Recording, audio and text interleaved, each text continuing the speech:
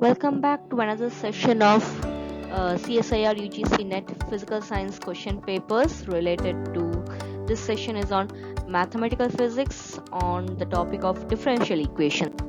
Today's question is the independent solution of the equation d square y by dx square minus 3 dy by dx plus 2y is equal to 0. So for this thing, let us assume that the solution is in the form of y is equal to e power mx. Now if I differentiate it as dy by dx, it will become m e power mx. If I differentiate it 2 times, that is d square y by dx square, it will become m square e power mx. Now substitute the known terms in this equation. So d square y by dx square will become m square e power mx minus dy by dx is m e power mx. And for y, we can write as 2 e power mx equal to 0. Now the common term is e power mx. Take that common term out, so m square minus m plus 2 e power mx equal to 0.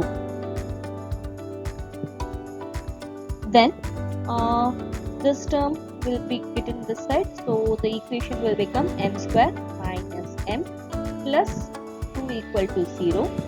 So by factorization we can find the roots. So 2 can be written as 2 into 1. So here 3 is there. So 3. So we have to write 3. So 2 into 1, 2, and minus 2 minus 1 will be minus 3. So the equations can be written as m square minus 2m minus m plus 2 will be equal to 0. So if I take m out here, it will be m minus 2. And here if I take 1 out, it will be again m minus 2. So there are two factors. One is m minus 2, another one is m minus 1 equal to 0. Now if we equate it both, we will get m1 is equal to 2 and m1 is equal to 1. So the solutions will be in the form e power m1 x, that is 2x, and e power x, that's the